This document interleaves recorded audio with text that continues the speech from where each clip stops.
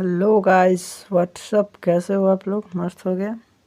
और class 9th का ये फर्स्ट चैप्टर है बायोलॉजी का, ठीक ना। और बहुत ही इम्पोर्टेंट चैप्टर है, तो आप लोगों को पढ़ना चाहिए। और इसी पे हम लोग वीडियो बनाए हैं। तो चैप्टर का नाम जान गए होंगे, fundamental unit of life. Fundamental unit of life बहुत इंपॉर्टेंट चैप्टर, बायो का चैप्टर है और बहुत ही इंटरेस्टिंग भी है। तो आप लोग चाहे तो इसको देख लीजिएगा। और आज हम लोग इसी टॉपिक पे आज हम लोग पढ़ेंगे, ठीक ना। तो हम लोग आगे चलते हैं। तो उससे पहले आप लोग को बता देना चाहता हूँ, अगर अभी तक आप लोगों ने हमारे चैनल को सब्सक्राइब नहीं किया तो चैनल को सब्सक्राइब कर दें, बेल आइकन को दबाना नहीं भूलें। और पूरा वीडियो देखने के बाद अगर वीडियो अच्छा लगे तो वीडियो को लाइक कीजिएगा। कोई डाउट हो कमेंट कीजिएगा। कॉन्टैक्ट कर सकते हैं आप लोग अबाउट में जाके। हम लोगों को व्हाट्सएप पे, ट्विटर पे, कुछ पे भी आप कमेंट कर सकते हैं, कोई दिक्कत नहीं है। तो स्टार्ट करते हैं हम लोग का अपना chapter.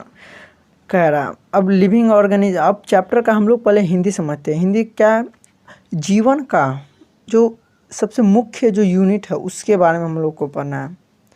The fundamental unit of life, जीवन का जो मुख्य यूनिट है उसके बारे में हम लोग पढ़ेंगे। तो जीवन का मुख्य क्या है, यूनिट क्या है? सेल।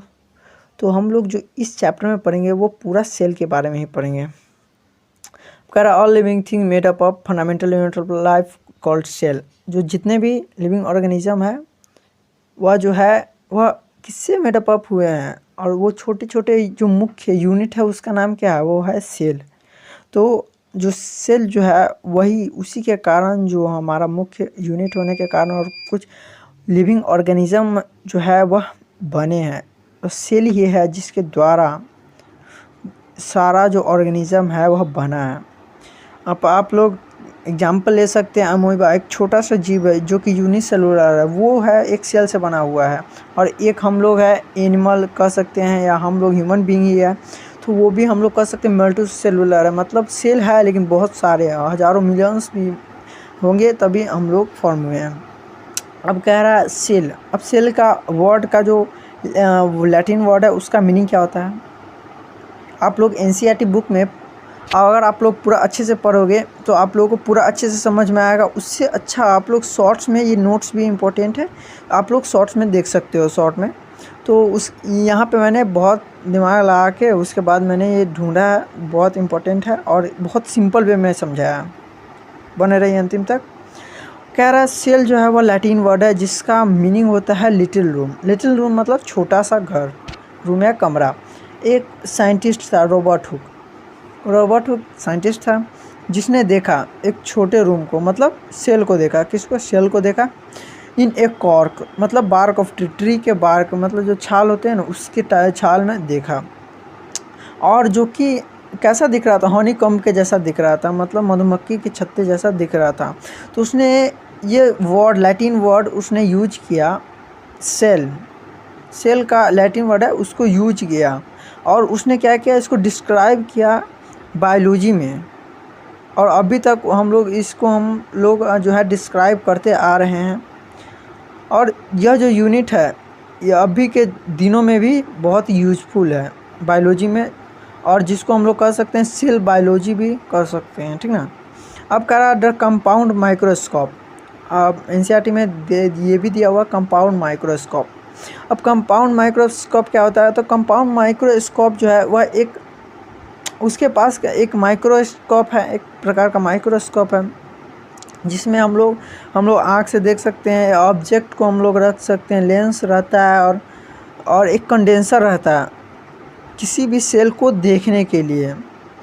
जब हम उसको सैफरिन एक फॉर प्लांट सेल के लिए जो सैफरिन जो रखा गया है, सैफरिन हम लोग को यूज करते हैं। हम लोग उसको डाई करने में, मतलब कलर करने में हम लोग यूज करते हैं सैफरिन। अगर मान के चलो हम लोग सेल वाइट रहेगा, तो अगर आसपास का जो सराउंडिंग रहेगा वो भी वाइट रहेगा, तो हम लोग को देखने में नहीं बनेगा, पता ही नहीं चलेगा कहाँ चला गया। इसलिए उसको डाई किया जाता है, कलर किया जाता है और वहाँ पे पता किया जाता है। और जहाँ पे जो न्यूक्लियस होता है ना, वहाँ पे ज़्यादा डार्क हो जाता है और आसपास का जो पार्टिकल्स जो होता है वह आसपास का जो पार्टिकल्स रहता है उतना डार्क नहीं हो पाता, वो लाइट ही रहता है। तो अब कह रहा हम लोग जो है सैफरिन जो यूज करेंगे प्लांट सेल के लिए यूज करेंगे, और मेथलाइन ब्लू भी यूज कर सकते हैं। किसके लिए? लेकिन एनिमल सेल के लिए। हम लोग बहुत सारे चीज़ है जिसका हम यूज कर सकते हैं डाई करने के लिए, लेकिन ये सब जो है ना, जो ऊपर हम लोग को बताया गया है इसका यूज करने के लिए। अब आप लोग एनसीईआरटी बुक में फिगर 1.5 देख सकते हैं, कंपाउंड माइक्रोस्कोप दिया होगा, पेज नंबर 57, ठीक ना, दिया ही हुआ। अब क्या कह रहा साइंटिस्ट, अब 5th नंबर पढ़ते हैं। एक साइंटिस्ट था ल्यूवेनहुक, उसने क्या क्या फ्री लिविंग सेल देखा। मतलब लिविंग सेल मतलब जीवित है, सेल जो है वह जीवित है। कहाँ पे? पूंड में, पूंड वाटर में वो जो सेल है वह जीवित है। और वो भी क्या, फर्स्ट टाइम उसने ऑब्जर्व किया। लेकिन ऐसा तो संभव नहीं है कि वो लोग आँख से देखे होंगे, ऐसा संभव नहीं है, क्योंकि जो माइक्रो ऑर्गेनिज्म होते हैं ना, माइक्रो ऑर्गेनिज्म वो बहुत ही छोटे होते हैं, जो कि नेक्ड आई मतलब खुले आंखों से नहीं देखा जा सकता उसको ना। माइक्रोस्कोप जो कि उसके लिए ये यूज ही किया जाता है माइक्रोस्कोप का, उसी से हम लोग देख सकते हैं। और जो कि फादर ऑफ माइक्रोबायोलॉजी कहा गया है, ल्यूवेनहुक को फादर ऑफ माइक्रोबायोलॉजी भी कहा गया है। अब कह रहा है द साइंटिस्ट रॉबर्ट ब्राउन। यहाँ पे हम लोग ईयर का बात इसलिए नहीं कर रहे ताकि आप लोगों को कन्फ्यूज़न नहीं हो। अगर आप लोगों को बता दिया जाए कौन से ईयर में, तो आप लोगों को कन्फ्यूज़न आ सकता है, इसलिए ना मैंने ईयर को अभी नहीं लिखा है। अब कह रहा है the scientist Robert Brown discovered the nucleus in the cell. जो साइंटिस्ट था ना, एक साइंटिस्ट था रॉबर्ट ब्राउन, उसने क्या किया, न्यूक्लियस को डिस्कवर किया, मतलब आविष्कार किया, मतलब उसमें पाया, सेल के अंदर उसने क्या किया, न्यूक्लियस को पाया। हम लोग इसके बारे में आगे जानेंगे भी। तो और उसके बाद क्या करा, अब सेल थ्योरी जो है, और हम लोग को क्यों पढ़ना है सेल थ्योरी, ये भी हम लोग को जान लेने वाले हैं। क्योंकि इसमें सेल थ्योरी में ये होता है कि जो जितने भी प्लांट और एनिमल हैं वह दो प्रकार, मतलब दो सेल का थ्योरी में हम लोग सेल के बारे में अच्छे से पढ़ेंगे। क्या, किस चीज़ का? प्लांट और एनिमल का सेल के थ्योरी के बारे में हम लोग जानेंगे। जो सेल थ्योरी है ना फ्रेंड्स, सेल थ्योरी में हम लोग को प्लांट और एनिमल जो है वह सेल से बना हुआ है, वही हम लोग को बताया गया सेल थ्योरी में। और किसके द्वारा प्रपोज किया गया? क्या देख लो, स्लेडन और स्वान नाम है। CH जो है ना, उसको ना छुपा दिया गया, उसको बोला नहीं जाता, जिसको हम लोग हिंदी में कहते लोप कर दिया गया। अब क्या, अब सेल जो थ्योरी है ना, 8 नंबर आप लोग देख सकते हैं, 8 नंबर दिया है। सेल थ्योरी जो है वह विर्चो वो भी एक साइंटिस्ट होंगे, उसके द्वारा एक्सप्लेन किया गया, उसको बताया गया अच्छे से। और उसने क्या बताया, वह क्या सजेस्ट किया कि जितने भी सेल जो है ना, वह पहले से मतलब जो पहले से थे उससे निकले हैं। मान के चलो कोई एक सेल है, एक सेल से दूसरा सेल डिवाइड हुआ, फिर दूसरे से तीसरा से चौथा, फिर पहला से वो भी डिवाइड होगा। मतलब जितने भी सेल जो है ना, वह पहले से रहे हुए सेल से डिवाइड हुए हैं, उसका ये कहने का मतलब है। अब 9th नंबर कह रहा है cell differ in shape size. हाँ, तो अब हम लोग को ये भी पता होना चाहिए कि सेल जो है ना, वह क्यों डिफरेंट साइज का होता है, क्यों डिफरेंट शेप का होता है, क्यों डिफरेंट उसका स्ट्रक्चर होता है, जो कि हम लोग को एनसीईआरटी बुक में 5.2 5.3 में हम लोग को पढ़ना भी है। और उसमें हम लोग को एक एक्टिविटी भी पढ़ना है हम लोग को, वो आप लोग पढ़ सकते हैं, बहुत ईजी है। तो उसके लिए आप लोग को मैं बता देता हूँ। उसमें क्या करना है, आपको एक सेल मतलब छोटा सा एक प्याज ले लेना, उसका एक टुकड़ा ले लेना है। टुकड़ा का क्या करना है, टुकड़ा का लेके उसको यूज करना है। उसका क्या करना है, उसकी जो आउटर लेयर जो है उसको हटा देना और उसको पानी में रख देना ताकि सूखे नहीं। सूख जाएगा तो वो क्या हो जाएगा, वो डेड हो सकता है, इसलिए उसको हम लोग को पानी में रख देना है। अब पानी में रखने के बाद क्या करना है, पानी में रख के उसके बाद हम लोग को एक ग्लास ले लेंगे, उसके ऊपर उसको डाल देंगे, फिर उसके ऊपर एक और कवर डालेंगे ताकि हम लोग को वो देखने में बने। फिर हम लोग क्या करेंगे, उसको डाई करेंगे। यहाँ पे एक कलर जो हम बताए हैं सैफनिन, प्लांट सेल के लिए जो यूज है सैफरनिन, तो वो हम डाई करें, कलर उसको करेंगे, उसको डाल के उसके बाद हम लोग क्या माइक्रोस्कोप में ऑब्जर्व करेंगे तो हम लोग को अच्छा रिजल्ट मिल जाएगा। अब क्या कह रहा है, अब 9th नंबर कह रहा है, अब सेल जो है ना वो 3 प्रकार का होता है। सेल का टाइप 3 प्रकार में, सेल को 3 भागों में बांटा गया है। यहाँ पे अब सेल तो बहुत सारे हैं, आप देख सकते हैं यहाँ पे नाम भी दिया, एनिमल सेल, ओनियन सेल हो गया, स्मूथ मसल सेल हो गया, ब्लड सेल हो गया, बोन सेल हो गया, फैट सेल हो गया, nerve cell, ovum, sperm, etc। अब जितने भी सेल है ना, वो उसका एक ख़ास फंक्शन होता है, उसका अलग ही एक फंक्शन होता है। अब क्या होता है वो भी हम लोग देख लेते हैं। अब 10th नंबर क्या कह रहा है, अब 10th नंबर कह रहा है सिंगल सेल जो है वह एक पूरे ऑर्गेनिज्म को भी असिस्ट कर सकता है, रह सकता है एक सिंगल सेल। जैसा कि हम लोग एग्जाम्पल में भी ले सकते हैं अमीबा हम लोग कह सकते हैं। अमीबा क्या करता है, वह एक सिंगल सेल है जिसको हम लोग यूनिसेलुलर भी कहते हैं। यहाँ पे बता भी, क्लैमिडोमोनास है, परमीशियम है, बैक्टीरिया है, ये जो ऑर्गेनिज्म सब है जो अकेले सिंगल पूरे ऑर्गेनिज्म है और वह सिंगल सेल से बना है, तो उसको हम लोग कह सकते हैं यूनिसेलुलर ऑर्गेनिज्म।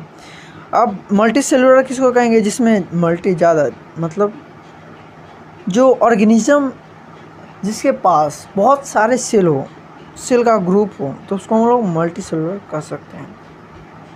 अब कह रहा है द 11th नंबर कह रहा है the feature is almost every cell is same.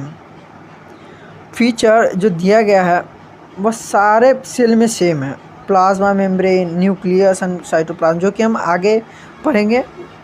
तीनों मतलब प्रत्येक सेल में जितने भी सेल होते हैं ना, सारे सेल में plasma membrane, nucleus and cytoplasm ये फिक्स है कि ये मिलेगा ही मिलेगा। तो मैं ना ये नोट्स से पढ़ा रहा हूँ तो ताकि आपको बायोलॉजी में कोई दिक्कत नहीं हो। मैं तो मतलब लाइव दिखा नहीं सकता हूँ क्योंकि उसके लिए मुझे खुद माइक्रोस्कोप होना चाहिए, फिर रिकॉर्डिंग कैसे करेंगे। तो हम लोग को क्या करना है, सपोज़ करना है, अपने कोई भी चीज़ को याद करने का एक छोटा सा ट्रिक है, उसको माइंड में एक छोटे से माइंड में छोटा सा रिकॉर्ड कर लो। माइंड में वीडियो रिकॉर्डिंग जैसे होता है ना, वैसे ही माइंड में वीडियो रिकॉर्डिंग चलाओ और उसके बाद खुद से सोचो उसके ऊपर में, जो पढ़ाई हो रहा है उसको अच्छे से समझो, ठीक ना, बहुत अच्छे से समझ पाओगे। और 98 क्या 99% 99.99% चांस है कि तुम 99+ ला सकते हो। तो हम लोग को देखना है, सेल्फ रीडिंग करना चाहिए। वीडियो जब हम ख़त्म कर दें तो उसके बाद अगर आप लोग को नहीं समझ में आता आप लोग दोबारा देख सकते हैं, और सेल्फ रीडिंग जरूर देना है और आपको अच्छे से समझना भी है। अब 12 नंबर कह रहा है प्लाज्मा मेम्ब्रेन। अब प्लाज्मा मेम्ब्रेन के बारे में भी देखना होगा क्योंकि ये सेल के फीचर को दिखाता है। अब प्लाज्मा मेम्ब्रेन जो है ना, वो आउटर मोस्ट कवर है, सेल का आउटर मोस्ट कवर है। सिंपल बात, सेल का आउटर मोस्ट कवर है प्लाज्मा मेम्ब्रेन। अब इसके पास जो होता है ना, सेलेक्टिव परमिएबल मेम्ब्रेन होता है। अब सेलेक्टिव परमिएबल मेम्ब्रेन क्या होता है वो आप लोग को जानना जरूरी है। अब सेलेक्टिव परमिएबल मेम्ब्रेन जो होता है ना, वह जो सेलेक्टेड जो मटेरियल होते हैं, मान चलिए हम लोग सेलेक्ट किया वाटर को, तो वाटर को क्या करेगा, वह बाहर आने जाने में मदद करेगा, मूवमेंट में मदद करेगा। और मान के चलिए ज़्यादा हो गया तो उसको रोके रखेगा। तो ये प्लाज्मा मेम्ब्रेन ना कवर देता है और जो सेलेक्ट किया गया हुआ है उसको ही मूवमेंट करने देता है। और कुछ जो खासकर जो सब्सटेंस जो ख़राब होते हैं, जो हमारे शरीर के लिए हानिकारक होते हैं, उसको ये क्या करता है, वो उसको अंदर मूवमेंट करने नहीं देता, हम लोग को सेल के अंदर जाने ही नहीं देता, ठीक ना। और ये कोरोना वायरस जैसे ऑर्गेनिज्म को भी मारने में काम आता है। अब कह रहा, अब प्लाज्मा मेम्ब्रेन जो है ना, वह डिफ्यूज़न और ओस्मोसिस दोनों में हेल्प करता है। माइंड में आता होगा डिफ्यूज़न ओस्मोसिस क्या होता है। अब यहाँ पे नोट्स मैंने इसलिए बनाया था कि आप लोग अच्छी समझ में आए, तो यहाँ पे मैंने डिफ्यूज़न का भी डिफिनीसन बता दिया है। अब कोई सब्सटेंस है वो हाई कंसंट्रेशन से लो कंसंट्रेशन में जाएगा, तब उसको हम लोग डिफ्यूज़न कहेंगे। जैसा कि कोई हम या एग्जांपल यहाँ पे दिया हुआ है, कार्बन डाइऑक्साइड की मात्रा जो सेल है, मान चलो ये सेल है, इसमें 57% जो है 57% इसमें कार्बन डाइऑक्साइड है। यहाँ पे 90% जो है वह ऑक्सीजन है, बाहर 90% ऑक्सीजन है। तो 90% क्या होगा, 90% वाला इसमें जाएगा। और मान के चलो इसमें ऑक्सीजन की मात्रा कितना बच गया, हम लोग कह सकते हैं 43% जो है वह इसमें ऑक्सीजन है। 43% और हम जो लिए हैं उसमें 43% ऑक्सीजन बच गया। और यहाँ पे दूसरे में कितना था, बाहर सराउंडिंग में कितना था, सराउंडिंग में था 90%। तो जो हाई कंसंट्रेशन से लो कंसंट्रेशन में जाएगा तो उसको हम लोग कहेंगे ओस्मोसिस, सॉरी डिफ्यूज़न कहेंगे, डिफ्यूज़न। जब कोई भी सब्सटेंस है वो हाई कंसंट्रेशन से लो कंसंट्रेशन पे जाएगा, जैसा कि अभी हम लोग एग्जांपल लिए हैं, तो उसको हम लोग कह सकते हैं कि वह क्या है, डिफ्यूज़न कहलाएगा। ठीक, अब यहाँ पे देख सकते हैं और अच्छे से देख सकते हैं, यहाँ पे कुछ सब्सटेंस लिया गया, यहाँ पे कुछ जो कि हाई कंसंट्रेशन है, देख सकते हैं 1 1 2 3 4 5 6 7 8, यहाँ पे 8 है और यहाँ पे 3 है। तो ये क्या होगा, यहाँ से इसमें से निकल के इसमें चला जाएगा।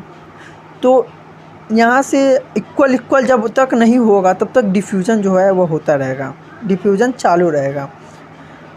अब क्या कह रहा है, अब ओस्मोसिस भी कह रहा देखने के लिए। ओस्मोसिस भी तो ज़रूरी है भाई, ओस्मोसिस है भाई, ओस्मोसिस बहुत ही इम्पोर्टेंट है ओस्मोसिस। अब ओस्मोसिस कह रहा देखने के लिए, ओस्मोसिस तो देखना ही पड़ेगा क्योंकि इम्पोर्टेंट है। अब ओस्मोसिस क्या है वो देख लीजिए। अब it is a passage of water from region of high concentration to region of low concentration. Osmosis सिर्फ वाटर में अवेलेबल रहता है। वो गौर से सुनिए आप लोग, ओस्मोसिस का जो यूज है ना वह सिर्फ वाटर में होता है।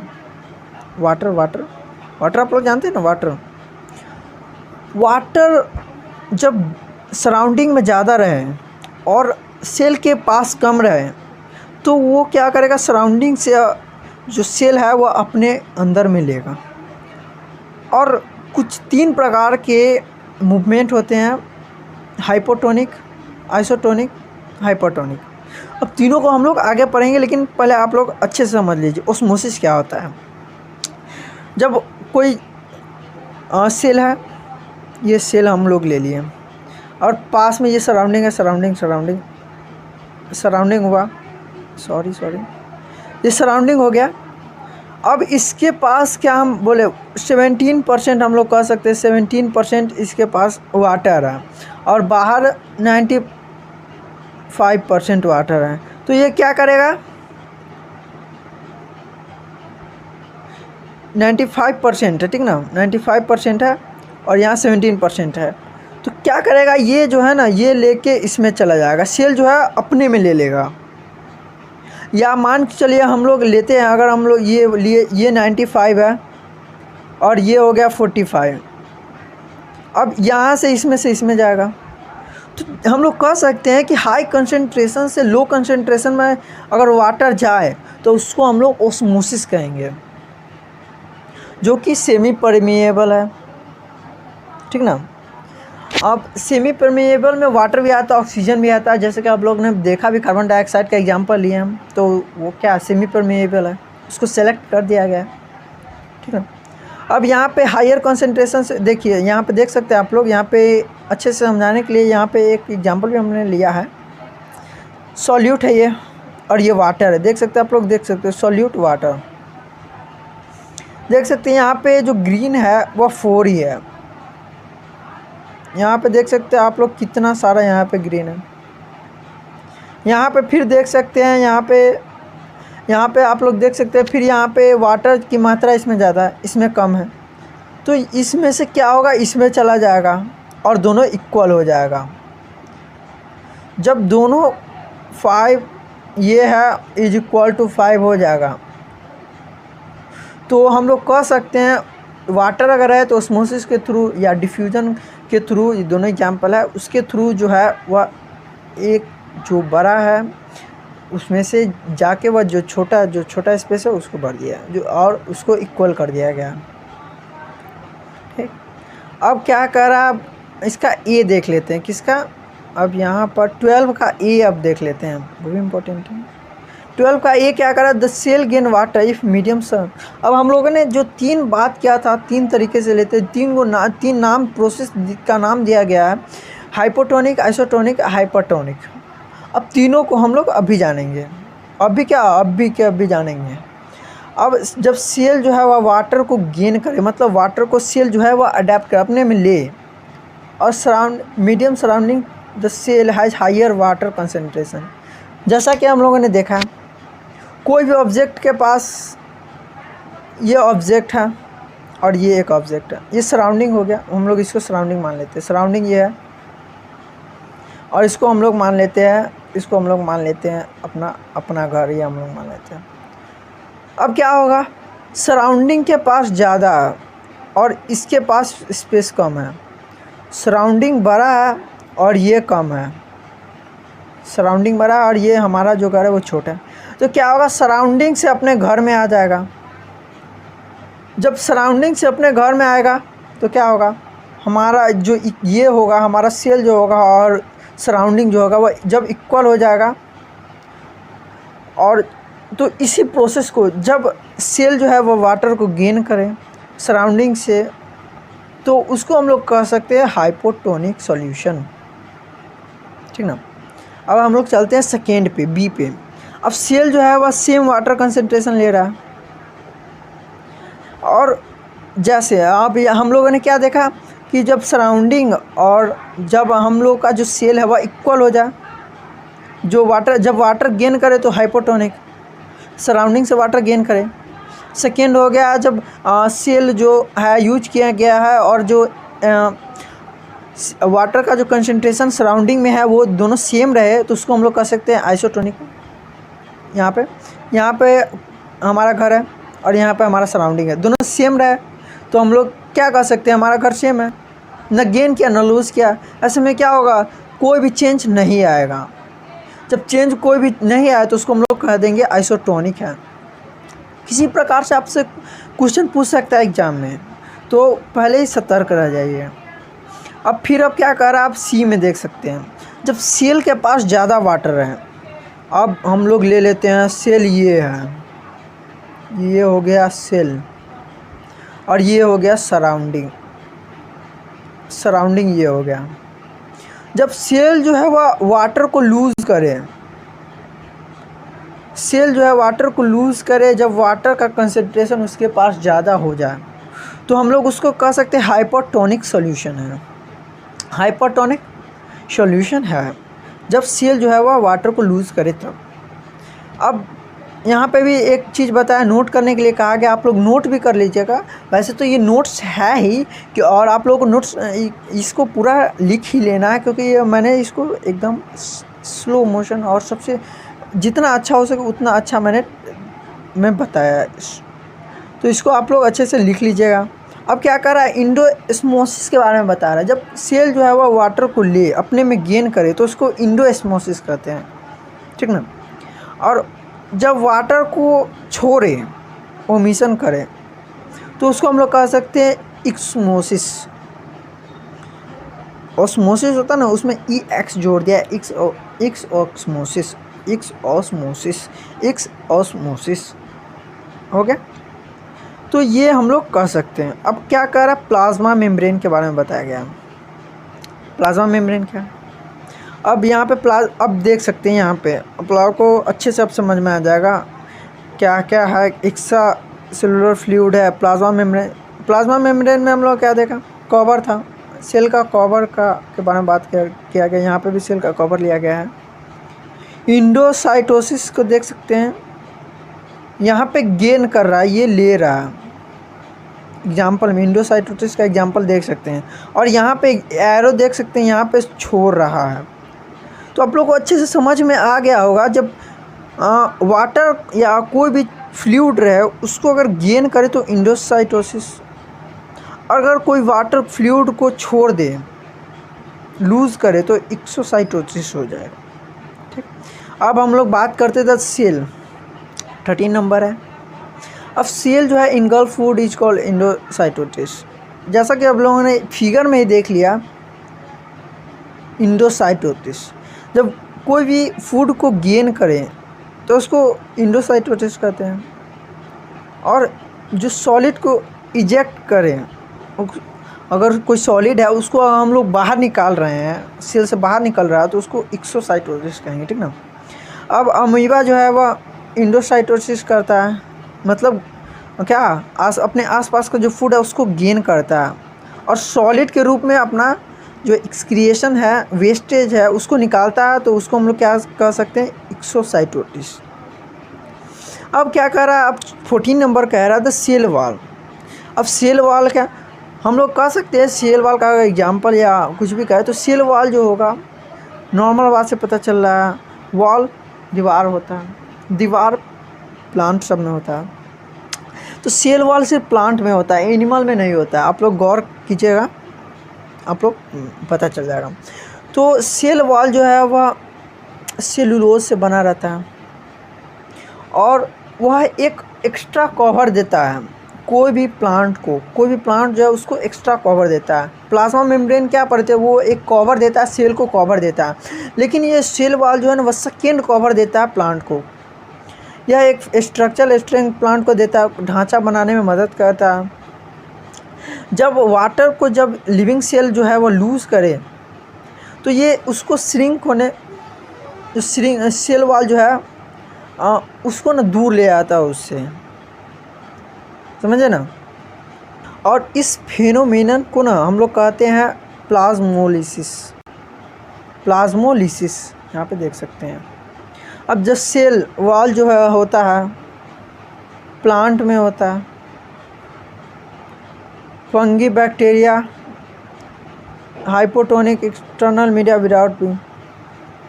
अब हम लोग कुछ अच्छे से आप लोगों को बता देते हैं।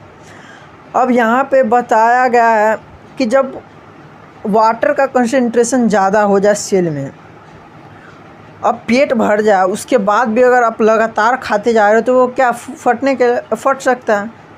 तो जो सेल वॉल जो होता है वो क्या करता है, हम लोगों ने जैसा पढ़ा है, वो एक एक्स्ट्रा कवर देता है। तो वो जो सेल वॉल जो है वह उसको उस पर प्रेशर बना रहता है, दबाव बना, मान चलिए सेल जो है वह अपने में फूड को ले लिया और वो ज़्यादा खा लिया तो वो अब बाहर निकालेगा। तो जिस प्रेशर से सेल जो है वह बाहर निकालने की सोचता है, उतना ही प्रेशर से सेल वॉल उसको रोक देता है और फटने नहीं देता, उस सेल वॉल को डेड नहीं होने देता, उसको वैसे ही रखने कवर देता, उसको मरने नहीं देता है, ठीक ना। अब न्यूक्लियस के बारे में हम लोग जानते हैं। न्यूक्लियस के बारे में हम लोग जानते हैं, जो कि सेकेंड नंबर पे आता है, सेल के सेकेंड नंबर पे। अब ये डार्क कलर का होता है, मतलब गाढ़ा, कोई भी हम अगर कलर डाले तो वो सब में डार्क, सबसे ज़्यादा डार्क हो जाएगा वह वही होता है। स्फेरिकल होता है, ओवल होता है और ये डॉट लाइक स्ट्रक्चर होता है, ठीक ना। न्यूक्लियस के बारे में पूछे तो क्या डार्क कलर का होता है, स्फेरिकल होता है, ओवल टाइप का होता है और डॉट लाइक स्ट्रक्चर होता है, जो कि सेंटर में पाया जाता है। सेंटर में बात कर ली जाए, और ये नहीं, ये फुल कंफर्म नहीं है कि हाँ सेंटर में होता है, लेकिन कोई कोई में होता है, क्या यूँ है कि कुछ अलग भी सेंटर से थोड़ा दूर भी रहता है। अब उसको हम लोग क्या कहते हैं, सेल के जो सेंटर में रहता है उसको हम लोग कहते हैं न्यूक्लियस। न्यूक्लियस जो है वह बहुत ही सेंट्रल रोल निभाता है सेलुलर एक्टिविटी में या रिप्रोडक्शन में, जो है वह न्यूक्लियस बहुत इंपॉर्टेंट रोल निभाता है। जो क्रोमैटिन है वह ऑर्गेनाइज कर दिया जाता है, जो क्रोमैटिन का जो मटेरियल है उसको ऑर्गेनाइज करके क्या कर दिया जाता है, क्रोमोसोम्स में कन्वर्ट कर दिया जाता है। और क्रोमोसोम्स जो है बहुत ही इम्पोर्टेंट है, क्योंकि जो क्रोमोसोम्स है ना वह इंफॉर्मेशन रखे रहता है किसी पेरेंट्स के फीचर के बारे में, और उसका डीएनए के जनरेशन का कैसा होगा उसके बारे में इंफॉर्मेशन कैसा, जो सेल से जो दूसरा पेरेंट्स से जो स्मॉल जो सन जब बच्चा जन्म लेगा वो कैसा बनेगा वो यही डिसाइड करता है। डीएनए का फुल फॉर्म यहाँ पे दिया हुआ है, अगर आप लोग नहीं ले इसको लिख ले, डीऑक्सीरिबो न्यूक्लिक एसिड। और प्रोटीन मॉलिक्यूल्स को भी फॉर्म करता है। अब फंक्शनल सेगमेंट जो होता है डीएनए का उसको गिनीज कहते हैं, गिनीज, ठीक ना। अब कह रहा है 16 नंबर कह रहा है इन सम ऑर्गेनिज्म लाइक बैक्टीरिया, देख सकते हैं न्यूक्लियस जो होता है वह न्यूक्लियर मेम्ब्रेन के द्वारा कवर नहीं किया जाता है, तो इसको हम लोग प्रोकैरियोट भी कहते हैं। प्रोकैरियोट का मीनिंग भी आप लोग देख सकते हैं, प्राइमिटिव कैरियोट का मतलब कैरियन मतलब न्यूक्लियस, मतलब प्राइमिटिव न्यूक्लियस। अब जो ऑर्गेनिज्म जिसके पास सेल है, ठीक ना, अब कोई ऑर्गेनिज्म है जिसके पास न्यूक्लियर मेम्ब्रेन हो उसको हम लोग कहेंगे यूकैरियोटिक। प्रोकैरियोटिक किसे कहेंगे? बैक्टीरिया जो न्यूक्लियर मेम्ब्रेन से कवर नहीं हो तो उसको प्रोकैरियोटिक करेंगे, जिसका प्रोकैरियोटिक का हिंदी भी बता दिए हैं, प्राइमिटिव न्यूक्लियस। अब क्या कर रहा है डिफरेंस बिटवीन प्रोकैरियोटिक यूकैरियोट का हम लोग देख सकते हैं। अब ये बहुत इंपॉर्टेंट है, आप लोग देखना क्या आप लोग को देख लेना।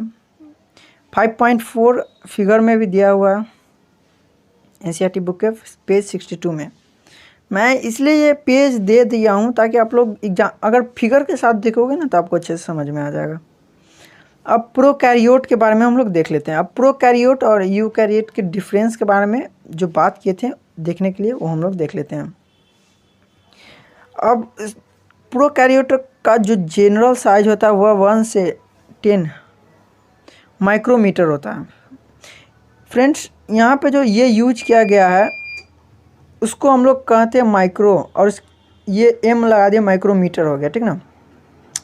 और जो यूकैरियोटिक का जो साइज होता है वह 5 से 500 माइक्रोमीटर होता है, ठीक ना।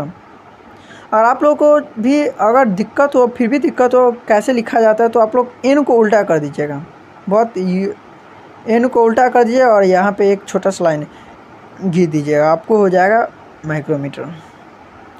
अब न्यूक्लियर रीजन के बारे में हम लोग जानते हैं। अब न्यूक्लियर रीजन जो होता है उसको डिफाइन नहीं किया जा सकता है,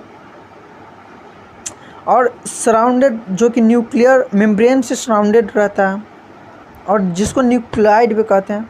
मतलब जो प्रोकैरियोट जो होता है ना उसको वो कहाँ पे स्थित रहता है, जो फिक्स जो रीजन है वो नहीं बताया गया है, जो कि न्यूक्लियर मेम्ब्रेन के द्वारा घिरा रहता है, जिसको न्यूक्लियाइड भी कहते हैं, ठीक ना। अब हम लोग प्रोकैरियोटिक तो देख लिए, अब यूकैरियोटिक देख लेते। इसका रीजन का है, यहाँ पे मैं पी लिख दे रहा हूँ ताकि आप लोग अच्छे समझ में, पी और ई, पी ई, ओके। अब ई पे हम लोग ध्यान दे देते हैं, ध्यान देना भाई ज़रूरी है। और जो न्यूक्लियर रीजन है ना यूकैरियोटिक का, वह वेल डिफाइंड है, वो फिक्स है, और वो न्यूक्लियर मेम्ब्रेन से घिरा रहता है। बहुत ही सिंपल हो गया। अब क्रोमोसोम्स जो होते हैं वह सिंगल होते हैं, जैसे कि मैं बता भी, और क्रोमोसोम्स जो यूकैरियोटिक में होता है वह एक से ज़्यादा होता है। अब मेम्ब्रेन जो है वह उसमें नहीं होता है, प्रोकैरियोटिक में जो मेम्ब्रेन जो होता है वह नहीं होता है, और जो यूकैरियोटिक है उसमें जो मेम्ब्रेन जो होते हैं वह प्रेजेंट होता है, ठीक ना। अब फिर क्या करा, कुछ एग्जाम्पल भी दिया गया था कि आप लोगों को डाउट ना हो। बैक्टीरिया है, ब्लू ग्रीन अलगी है, fungi, plant cell, animal cell, सब दिया गया हुआ है। ये बहुत इंपॉर्टेंट है, आप लोग डिफरेंस जो है वह ज़रूर लिख लीजिएगा। अब सेल ऑर्गेनेल्स की बात की जा रही है। सेल ऑर्गेनेल्स प्रति जो सभी जो सेल होते हैं उसके पास फ्लूइड मैट्रिक्स होते हैं न्यूक्लियस के अलावा, जिसको हम लोग कहते हैं साइटोप्लाज्म।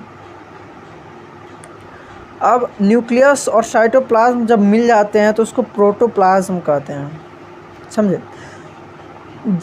प्रति सेल के पास फ्लूइड मैट्रिक्स होता है जिसको साइटोप्लाज्म कहते हैं, और जब न्यूक्लियस और साइटोप्लाज्म मिल जाते हैं तो उसको प्रोटोप्लाज्म कहते हैं, ठीक है फ्रेंड्स। अब प्रोटोप्लाज्म जो है वह किसके द्वारा बताया गया है? पुरकिंजे, एक साइंटिस्ट थे जिसके द्वारा बताया गया है कि प्रोटोप्लाज्म जो है वह न्यूक्लियस और साइटोप्लाज्म के मिलता है तब बनता है। और उसके पास एक इम्पोर्टेंट सेल ऑर्गेनेल्स रहता है, देख सकते हैं यहाँ पे सेल ऑर्गेनेल्स रहता है, ठीक है ना। अब इंडोप्लाज्मिक रेटिकुलम में एक है, यहाँ पे डिस्क्राइब किया गया है endoplasmic reticulum, Golgi apparatus, lysosomes, mitochondria, plastids, vacuoles. आप लोग को ये वर्ड जो है ना वो डिफ़िकल्ट लग रहा होगा, लेकिन ये डिफ़िकल्ट है नहीं, आप लोग अच्छे से देख सकते हो। आप लोग अच्छे से आप लोग रिपीट करोगे ना वीडियो को देखना तो आप लोग अच्छे से समझ सकते हो। अब इंडोप्लाज्मिक रेटिकुलम के बारे में बताया गया है। इंडोप्लाज्मिक रेटिकुलम एक ये जो है ना वह बहुत ही लार्ज नेटवर्क मेम्ब्रेन है जो कि ट्यूब्यूल्स और वेसिकल्स से जुड़ा रहता है। यहाँ पे ट्यूब्यूल्स और वेसिकल्स भी बताया गया, ठीक है ना। अब कह रहा है 2 प्रकार का इंडोप्लाज्मिक रेटिकुलम होता है। अब दोनों को तो देखना होगा ना भाई।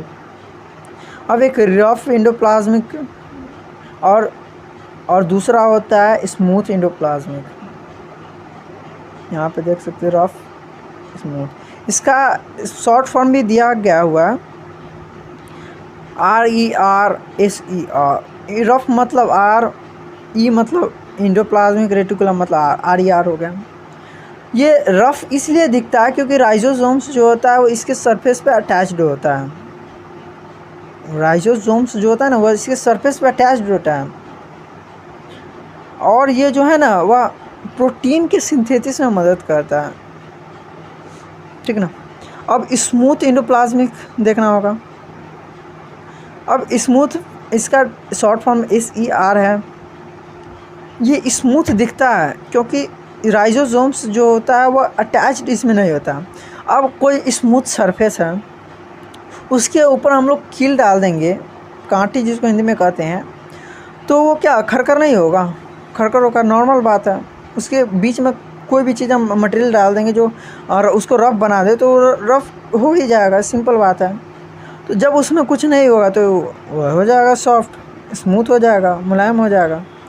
तो स्मूथ और रफ इंडोप्लाज्मिक रेटिकुलम हम लोग समझ गए, क्योंकि एक में राइजोसोम्स होता है इसलिए वो होता है।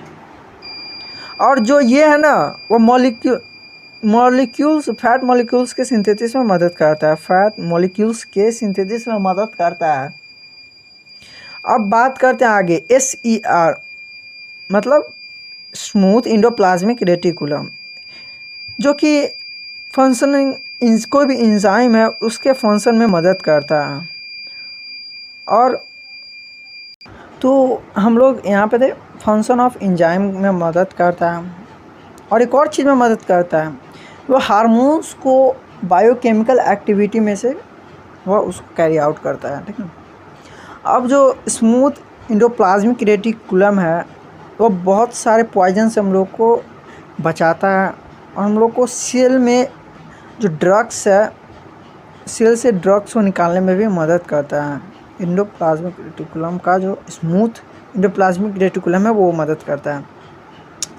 अब हम लोग जानते भी हैं इंडोप्लाज्मिक रेटिकुलम जो है वह क्या करता है, मटेरियल को ट्रांसफ़र करने में मदद करता है। साइटोप्लाज्म के बहुत सारे रीजन जो है ना साइटोप्लाज्म से उठा के और न्यूक्लियस में ट्रांसपोर्ट करने में मदद करता है। न्यूक्लियस करने का क्या मतलब हुआ, सेल के बीचों बीच पहुंचाने में मदद करता है। साइटोप्लाज्म क्या होगा, कवर। तो हम लोगों ने ये दोनों तो समझ ही लिया अच्छे से। और जो प्रोटीन और फैट मॉलिक्यूल्स है, प्रोटीन और fat endoplasmic fat molecules endoplasmic में ये दोनों आते हैं, एक स्मूथ हो गया एक रफ़ हो गया। रफ़ के लिए प्रोटीन और फैट जो हो गया वह स्मूथ में आता है, जो कि मेम्ब्रेन बायोगनीज में मदद करता है। अब क्या करा, गोल्गी अपैरेटस के बारे में हम लोग जानेंगे। ये जो फर्स्ट जो है इसको डिस्क्राइब किसने किया था, साइंटिस्ट कैमिलो गोल्गी, उसी के नाम पे गोल्गी अपैरेटस का नाम पड़ा। यह मेम्ब्रेन का सिस्टम है जो कि वेजल से जुड़ा रहता है, जिसको किस्टर्न कहते हैं, सिस्टर्न, ठीक है ना, सिस्टर्न इसको कहते हैं। इसका फंक्शन जो है वह स्टोरेज में, कोई भी सेल प्रोडक्ट का पैकेज में और उसको मॉडिफाई करने में मदद करता है। जो कॉम्प्लेक्स है शुगर, जो कॉम्प्लेक्स शुगर है और जो सिंपल शुगर से जो कॉम्प्लेक्स शुगर बना है आप गोल्गी अपैरेटस में, उसमें भी यह मदद करता है। और यह फॉर्मेशन ऑफ लाइसोसोम्स उसमें भी इन्वॉल्व रहता है।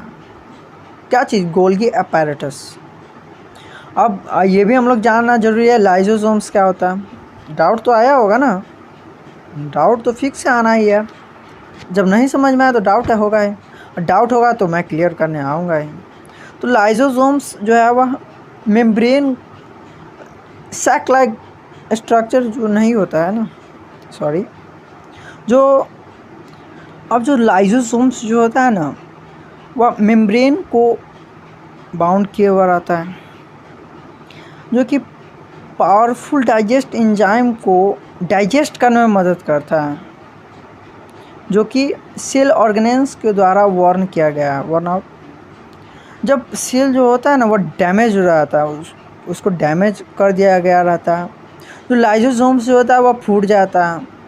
जब लाइसोसोम्स जब ख़त्म हो जाएगा तो जो एंजाइम्स होते हैं ना वह अपने ही सेल को क्या करते हैं, डाइजेस्ट कर जाते हैं, मतलब खा जाते हैं, अपने ही सेल को खा जाते हैं। बच्चे बच के रहना, बच के, लाइसोसोम से बच के, नहीं तो कहीं तुम्हें भी ना खा ले।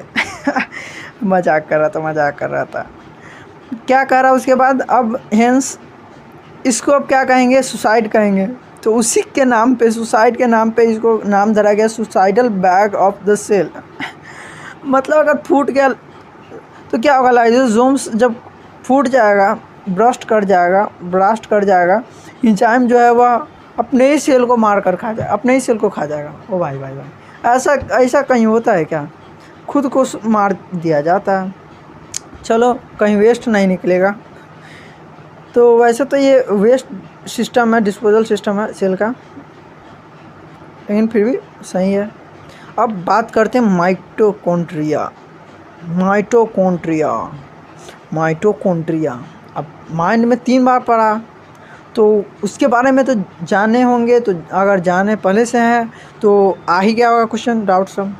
अगर पढ़े पहले से होंगे तो कमेंट में लिख देना, ठीक ना। आप लोगों को बुक अभी तक ये नहीं मिला है, इसका बुक नहीं मिला है, तो बुक आप लोगों को मिल जाएगा, मैं लिंक दे दूँगा नीचे में, ठीक ना। अब माइटोकॉन्ड्रिया के बारे में बात करते हैं। अब ये डबल मेम्ब्रेन के द्वारा कवर किया गया।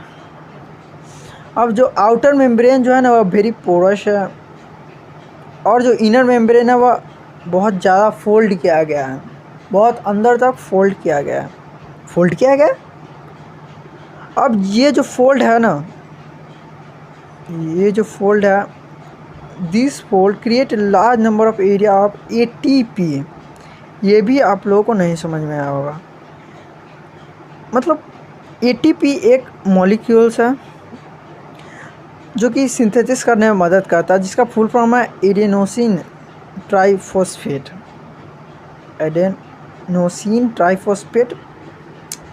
अब माइटोकॉन्ड्रिया क्या करता है, वो फोल्ड करता है और लार्ज स्पेस जो ATP मॉलिक्यूल सिंथेसिस करता है उसको फोल्ड कर देता है। अब ATP जो है वह एक एनर्जी है सेल का, जो या ATP जो है एनर्जी है, वह क्या करता है, ATP जो है मॉलिक्यूल्स के सिंथेसिस करके वह एनर्जी को लेता है। एनर्जी करेंट है ऑफ द सेल का एनर्जी करेंट है। मैंने उसको ही रंग दिया यार, ठीक ना। अब क्या कर रहा है, hence the mitochondria are the cell I the power house of the cell. Mitochondria उसको ना हम लोग कह सकते हैं power house of the cell, क्योंकि ये जो है ना, अब मान के चलो हम लोग कोई ऑस्मोसिस या डिफ्यूजन करते हैं, उसमें तो सेल की ज़रूरत नहीं पड़ती है, लेकिन जब इसकी बारी आए, माइटोकॉन्ड्रिया की बारी आए तो, और ATP जो है ना इसकी बारी आए, तो हम लोग कह सकते हैं, अगर कोई भी चीज़ अब हम लोग खाना खाते हैं तो सेल के अंदर जो प्रोटीन या फैट है, एंडोप्लाज्मिक रेटिकुलम, इस सब के द्वारा जो सिंथेसिस किया जाता है, उसका जो यूज करने में यूज करते हैं, तो वो जो है ना ATP के द्वारा यूज किया जाता है। ATP कहने का मतलब हो गया एडेनोसिन ट्राइफॉस्फेट, यहाँ पे दिया हुआ, आप लोग इसको लिख लीजिएगा प्लीज़। अब माइटोकॉन्ड्रिया के पास खुद का डीएनए होता है, राइबोसोम्स होता है, वो खुद का प्रोटीन बनाता है। अब प्लास्टिड्स के बारे में बात करते हैं, ठीक ना। प्लास्टिड्स, ओ भाई, प्लास्टिड्स जो है होता है वह सिर्फ प्लांट में पाया जाता है, यहाँ पे देख सकते हैं। और प्लास्टिड्स जो होता है वह 2 प्रकार का होता है। कितने प्रकार का होता है? 2 प्रकार का।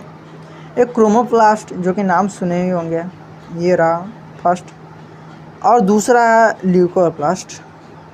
देख लेते हैं और है या नहीं। नहीं है भाई, मतलब ऐसा ही था। अब क्रोमोप्लास्ट क्या होता है? Coloured plastid. अरे यार, मैंने पहले क्यों नहीं सोचा, मैं पहले सोचा। Chromoplast, coloured plastid, leucoplast, white और कलरलेस प्लास्टिड। कलर को सी से सी मिल गया, मतलब इसको हम लोग, अगर हम लोगों को डिफाइन भी करना रहा है तो हम लोग कह सकते हैं coloured plastid known as chromoplast. 1 number मिल गया। 1 नंबर के लिए याद करो, 1 नंबर के लिए याद करो, कोई भी याद करने की जरूरत नहीं, ध्यान में रखो। अब क्रोमोप्लास्ट, क्लोरोप्लास्ट के बारे में जानते हैं। ग्रीन पिगमेंट होता है जो कि फोटोसिंथेसिस में यूज किया जाता है। और बहुत सारे पिगमेंट होते हैं जैसे कि येलो और ऑरेंज भी होते हैं। हम लोगों ने पिछले सेक्शन में 876 में क्रोमोप्लास्ट, ये सब तो फोटोसिंथेसिस ये लोग तो हम लोग जानते ही होंगे, इसको बताने की ज़रूरत नहीं है। और दूसरा में आया ल्यूकोप्लास्ट, जो कि colourless plastid. 1 number colourless plastid known as leucoplast. अब ये जो है वह ऑयल को, प्रोटीन को, फैट जैसे जो सब्सटेंस होते हैं उसको ना क्या करता है, स्टोर करके रखता है। क्यों भाई? अब क्यों करता है? अब वो एनर्जी यूज करने के लिए करता होगा, ठीक है ना। और ये सिर्फ प्लांट सेल में होता है, याद रखें। ये गौर देना, प्लास्टिड्स जो होता है ना वो सिर्फ प्लांट सेल में होता है, अच्छे से गौर करके समझो। प्लास्टिड्स जो है वह डबल मेम्ब्रेन के द्वारा कवर किया जाता है,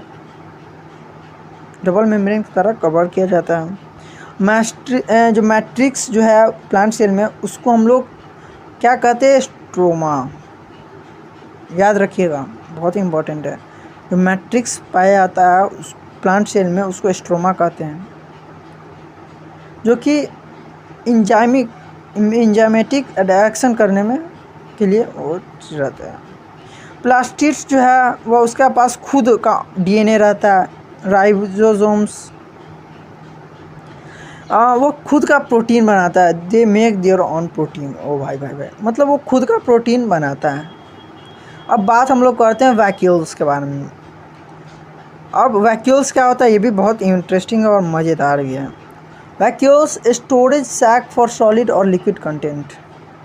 कोई भी सॉलिड कंटेंट रहे तो या लिक्विड कंटेंट रहे तो उसको स्टोर करने में ये मदद करता है वैक्यूल्स। स्टोरेज बैग कह सकते हैं, बैग। ये जो है वह एनिमल में छोटा साइज का आता है, लेकिन जो प्लांट में होता है ना वो बड़ा साइज का होता है। अगर एग्जांपल वैक्यूल्स का अगर 2 नंबर लाना रहे ना, इसको याद कर लेना।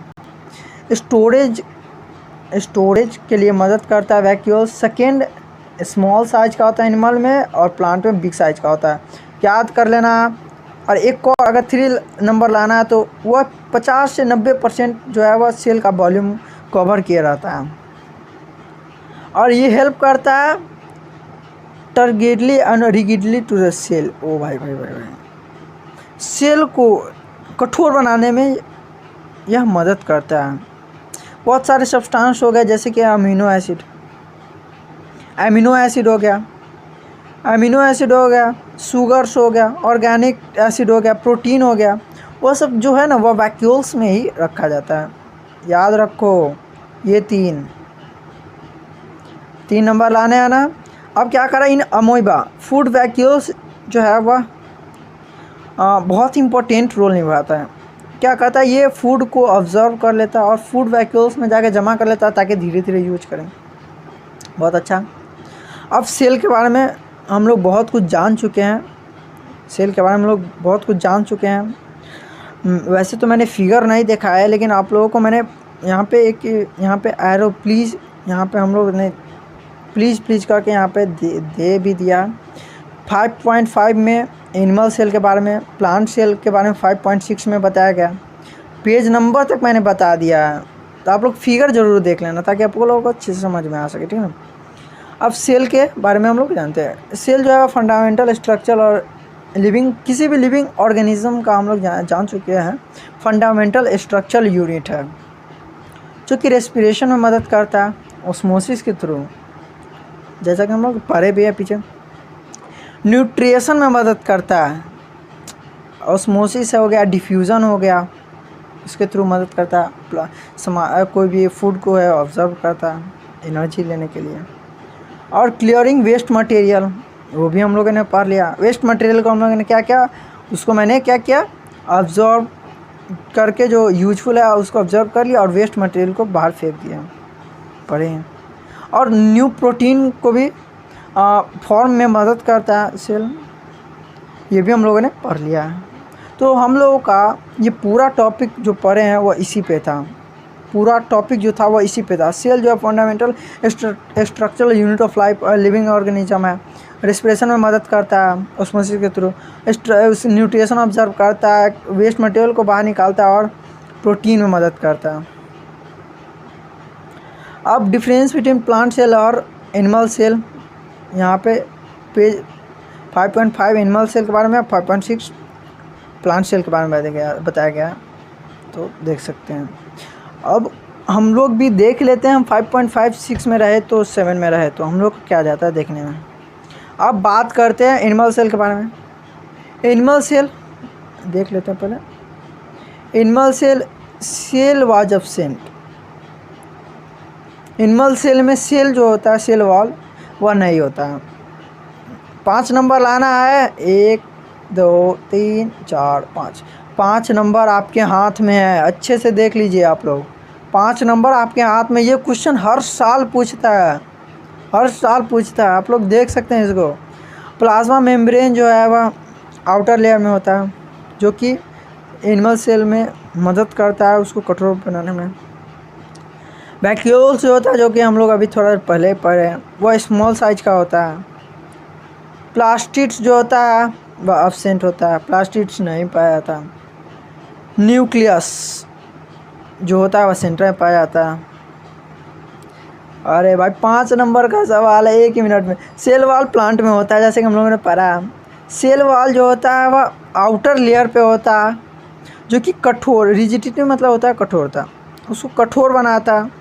नहीं कहे, अगर मान के चलो उसको उस वह जो है वह ज़्यादा अगर खा ले, कोई भी आदमी ज़्यादा खा ले तो पेट, क्या लोग कहते हैं, पेट फट जाता है। वैसे ही सेल में भी ऐसा होता है। सेल हम लोग नहीं पढ़ते, पेट नहीं पड़ता है, सेल जो है वह ब्रस्ट कर जाता है। वही जो है वह प्लांट सेल जो है वह सेल वॉल उसको मदद करता है, उतना ही प्रेशर लगा कर उसको बचा लेता है, उसको फूटने नहीं देता। वैक्यूल्स जो होता है वह बिग साइज का होता है। प्लास्टिड्स जो होता है वह प्रेजेंट होता है, और न्यूक्लियस वह एक साइड में होता है। तो आप लोगों का लगता है मेरा, हम क्वेश्चन बैंक है, आप लोग देख सकते हैं, स्क्रीनशॉट ले सकते हैं। स्क्रीनशॉट लेने के लिए कोई दिक्कत नहीं है, यहाँ पे आप लोग देख सकते हैं, पॉज करके ले सकते हैं।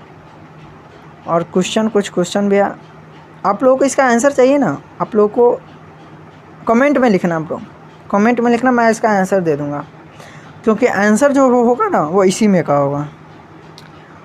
तो मेरे हिसाब से हो चुका है हम लोगों का कहानी ख़त्म। तो वीडियो कैसा लगा कमेंट में बताइएगा।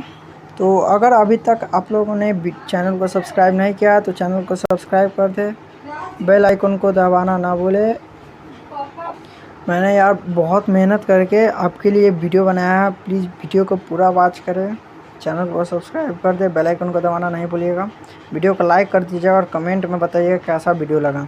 कमेंट में आप अपना डाउट भी कर सकते हैं। और मैं बता देना चाहता हूँ कि अगर मैंने कोई डिस्क्रिप्शन में लिंक दिया उसको ज़रूर देख लीजिएगा। अबाउट में जाके अगर आप लोग व्हाट्सएप से कांटेक्ट नहीं है, टेलीग्राम से कांटेक्ट नहीं हो पा रहे अपने डाउट, अगर आप लोग चाहते हैं कि डायरेक्ट हमसे बात करके क्लियर करें तो आप लोग कर सकते हैं डाउट क्लियर। तो थैंक्स, बाय। तो देख सकते हैं 54 मिनट में ही आपका पूरा लेक्चर ख़त्म हो चुका है। कमेंट ज़रूर करना bro, 1 like 1 comment 1 subscribe. Thank you.